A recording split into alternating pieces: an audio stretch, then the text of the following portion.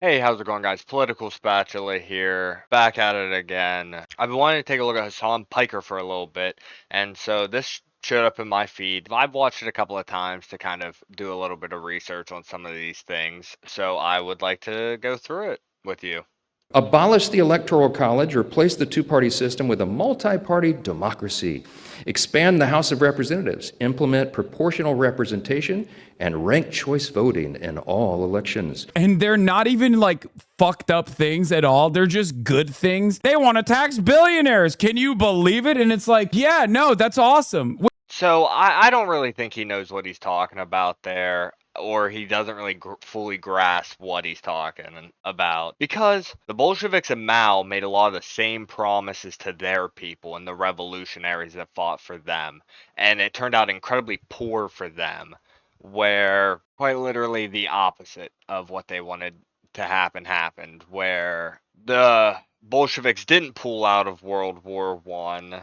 They initially gave people land and then immediately took it back under Joseph Stalin. And instead of having a grassroots Soviet democracy, they just ended up going with a authoritarian communist party. And so history repeats itself. And we hear Mamdani speaking. We've heard Hassan speak about all of these promises that they can guarantee us, but they can't guarantee us. What they're guaranteeing us is a larger government and more taxes. Nobody is asking for that, but they'll paint it in such a way that it sounds palatable. Like, oh, all we need to do is get rid of this and that. But you're expanding the government and taking more money out of people's paychecks. Like Hassan's going to be making a lot less money if his DSA gets elected. Because, what's Hassan's net worth? So his net worth is about $8 million. Now, obviously, that's never like really close to being true. They want to tax billionaires. Can Like he says there, you want to tax billionaires. Well, dude, you make way more than the average American family. You do. $8 million is, your theoretical net worth. Well, that's a lot more than probably 80% of the country. Let's look that up. Why don't we look that up? 2% at maximum. 2% of the United States has $8 million net worth. I don't think Hassan Piker should have that much money. I really don't. I think the government should sweep in and seize all of his assets and give it back to the poor people like me. He's disillusioned with what he's talking about and where he sits. Abolish the Electoral College, replace the two-party system with... again, abolish the electoral college, replace the two-party system is fucking awesome. That is not awesome.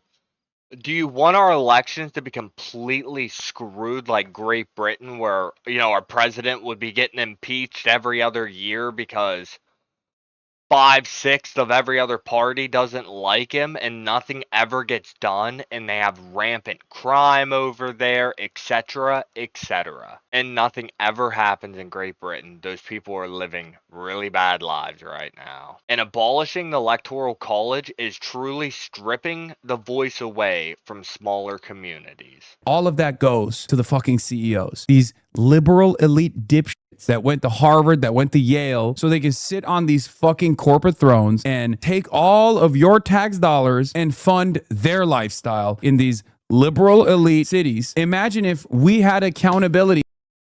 It wouldn't matter, Hassan, if the money is going straight to CEOs or not. Because the reality of it is, we probably are paying less now than we would be if the government had absorbed such a thing. Because then we'd just be paying that money in taxes regardless. Like, imagine that. Imagine if we were only bringing home 40% of our paychecks because Hassan wants the government to eat up every single industry and we have to pay for that. And also, how would you even trust the Democrats with all of that taxpayer money after what they did in California or Minnesota or during COVID? Right? You can't. He's gonna sit here and tell you, oh, well, my people, they're non-corrupt. They won't do that. How you can't be for certain. That's why we live in a constitutional republic. even if some of the systems aren't perfect, one of the most perfect things about our system is the Constitution. And at the end of the day, changing the government like that, you couldn't guarantee that the Constitution would remain intact.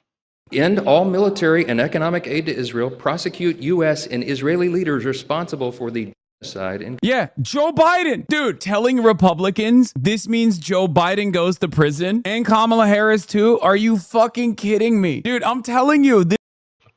And that's so stupid as well. That's how he would try to pitch that to Republicans. You know, I don't think anyone should die in a war. I think that's a horrible thing, but wars sometimes happen for reasons. I think we're watching the Middle East be overrun with terrorists at the moment, and a lot of people don't accept the reality of what's happening in Palestine. Hamas is manufacturing catastrophes, like where it was starving its people and for sex favors when, you know, they weren't getting food aid, but they were getting food aid from everybody, and the food aid was just going straight to Hamas, and they were forcing the Palestinian people to do awful things for the food. And like the Iranian regime and how they treat women and their own people. Like sometimes wars happen for a reason, and I think the freedom of people comes first. So I think freeing the people in those regions is really important, even if it doesn't directly affect us. One day, maybe it will. Because he's asking us to pull a Neville Chamberlain in the Middle East, where we're just gonna, hey, do what you want. That's not our region. And then what? What if it boils too hot? You'd be like, why are we giving $380 billion in your tax dollars to this fucking random ass country over there that's fucking everything up and is directly responsible for gas prices going up? Don't you want to punish those guys? Gas prices also would be a lot lower if Iran was our ally. You know, kind of like what we did to Iraq, where we kind of just beat them over to our side. And he's talking about the self-manufactured gas prices the gas companies caused, which is hilarious. He's using propaganda to push his propaganda. It's really great. All right, well, I hope you guys liked the video. Don't forget to like and subscribe, comment down below, and have a good one.